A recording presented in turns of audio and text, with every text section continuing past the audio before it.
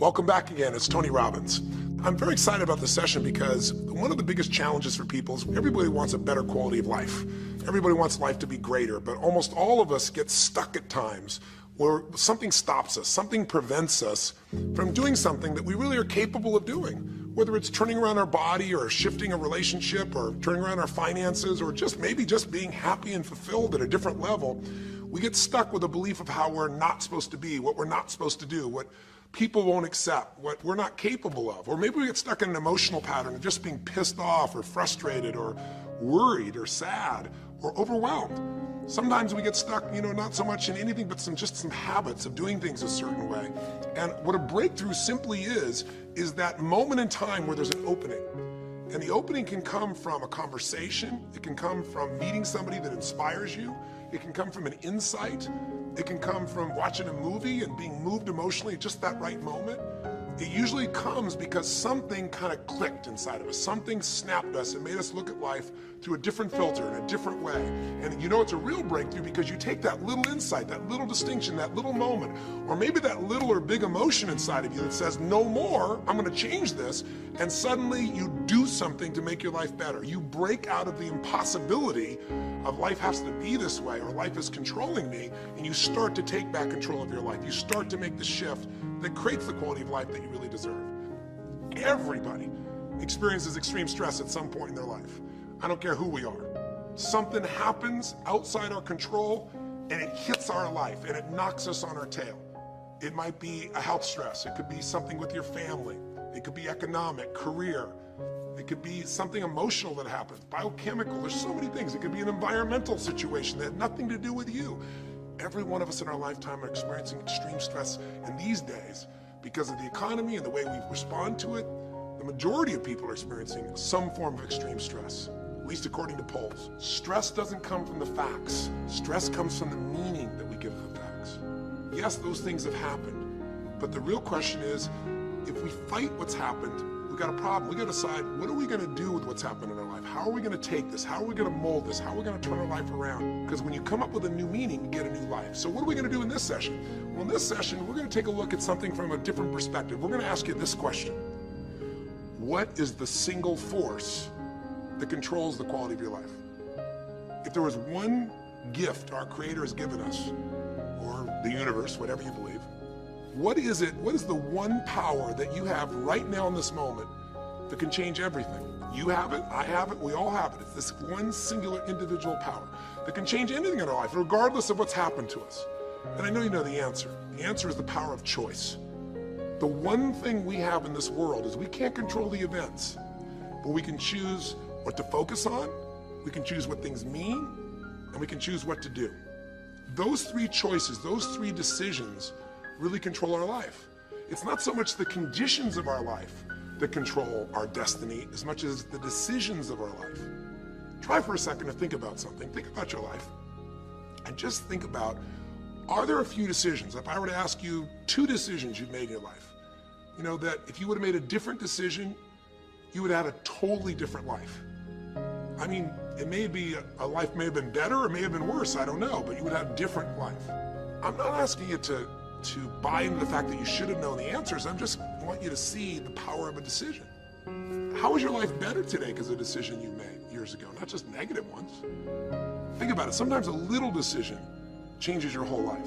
Like you decide one day to go to a certain school, and you go to that school or to go eat someplace, and you bump into the person that becomes the love of your life.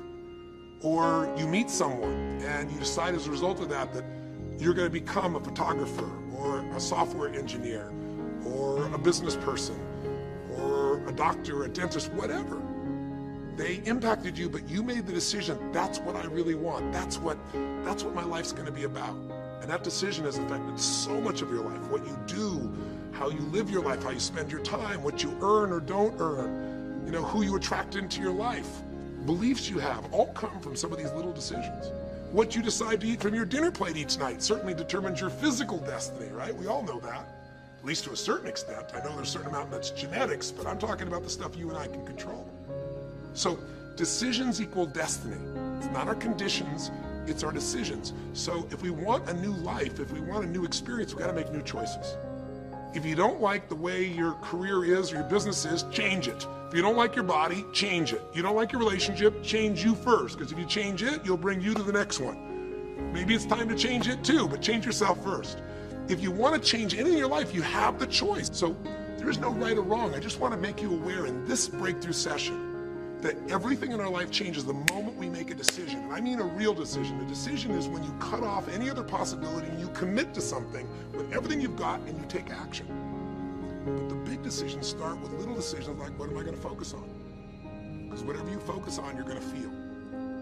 If you focus on all the things that have been done to you in your life, of course you're going to feel like hell. If you focus on all the amazing coincidences that have happened, things that maybe they were guided, maybe not, but things happen, and because of that, you met this person that's your best friend, your husband, your wife, or because of that, you have this ability, or because you were there that day, God, you missed an accident. I don't know what it is, but whatever you focus on, you're going to feel.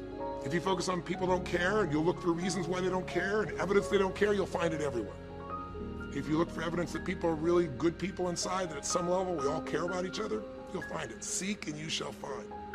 The secret is, have you become conscious about your decision making? Because this breakthrough session is, really, you want to change your life, make new choices. New life comes from new choices, but you got to make conscious choices.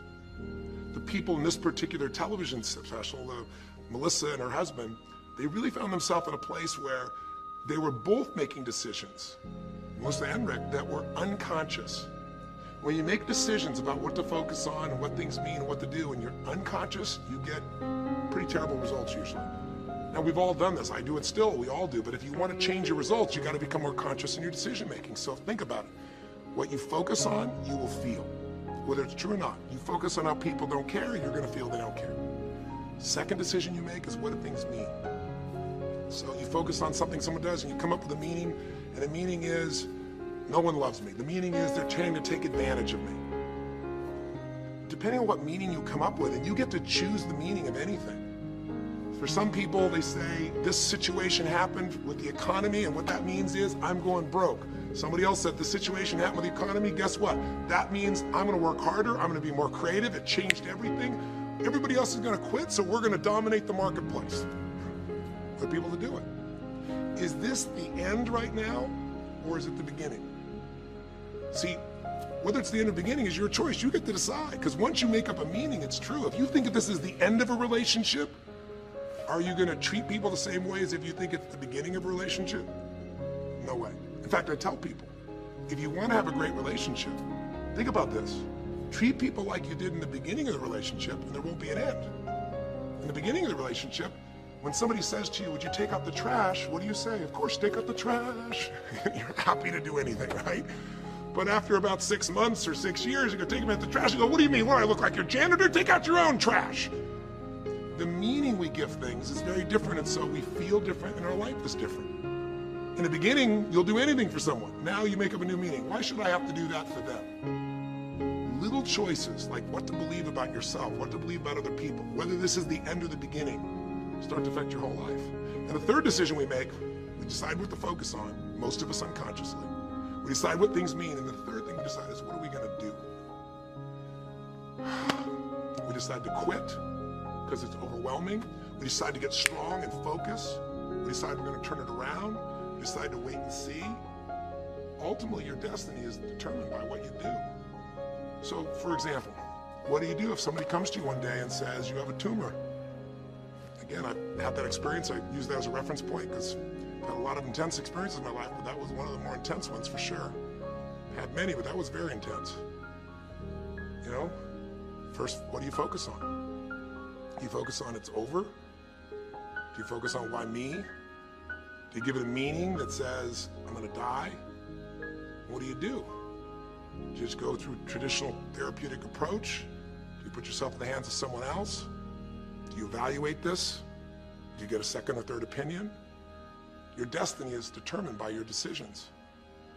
Now, if you're a guy like Lance Armstrong, you focus immediately on, I gotta find a solution. The meaning you come up with is, this is the ultimate battle. And what you decide to do is you're gonna exhaust every possibility. Now, that doesn't guarantee you're gonna succeed, but it's interesting. When you have that kind of a mindset, it shifts you. And Lance Armstrong, I mean, he was told things like, look, you got tumors here in your brain, you got them in your lungs, right? You got obviously in testicles, and you ride a bike for a living. That's pretty tough. But he made it through all of those pieces. Now, am I saying because he made the right choices? I can't tell you that. There's certainly some grace in everything. I think in life, there's three things. There's our ability to choose what we're focused on, or to commit, to get a result, to put all our intention and focus into something. There's our ability to do the right things, to have the right strategy, to execute. And then there's some grace. There's what some people call luck, some people call grace. There's if you do the right things over and over again and with total focus, sometimes, you get good fortune that comes your way. And you tend to have more good fortune when you're totally focused and decisive and you take lots of action than if you kind of just sit around and accept things like you don't have a future. But the point of the matter is, this guy turned it around. What was he like after he got through this problem? After he had his breakthrough, after he faced cancer, racing against some other guy seemed like nothing by comparison. You're not much of a competitor. I faced death. And he goes on to win Tour de France after Tour de France after Tour de France, breaking every record anyone could ever imagine. What do you do decades ago, half a century ago almost now, and someone says to you, go to the back of the bus, and you're African American? One woman just decided, you know what? You can't take my dignity from me. I can only give that up, and I don't choose to give it up. And I will not go back to the bus. The answer is no. And Rosa Parks changed an entire society. Because that day she chose to focus on something else. She gave it a different meaning. This is not a command. You do not have control over me. And she decided to fight. And she changed the direction of a country and of many other countries. She started something.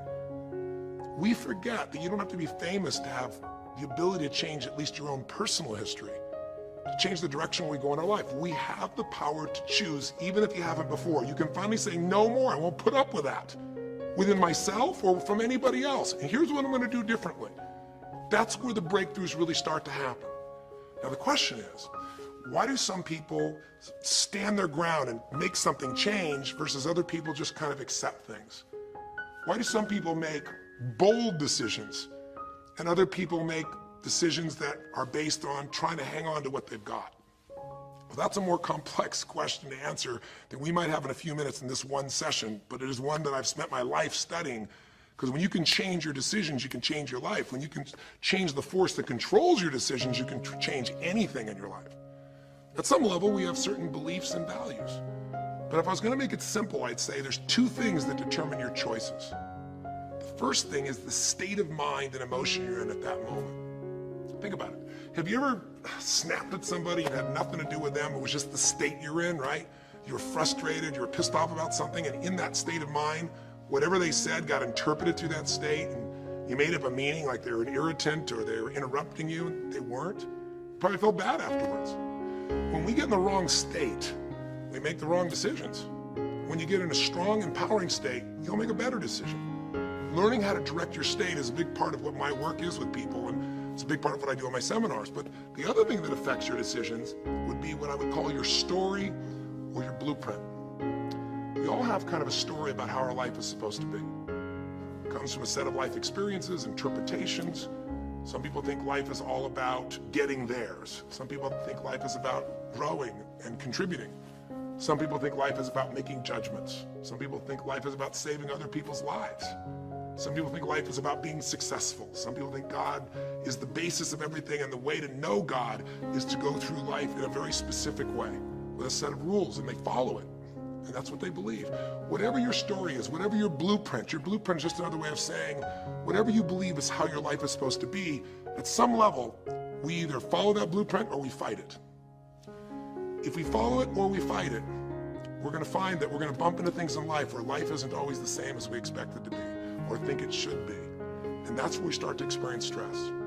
So in this session of Breakthrough, when you watch this story and you saw Melissa, you saw the conflict between what she desired most and what she feared most.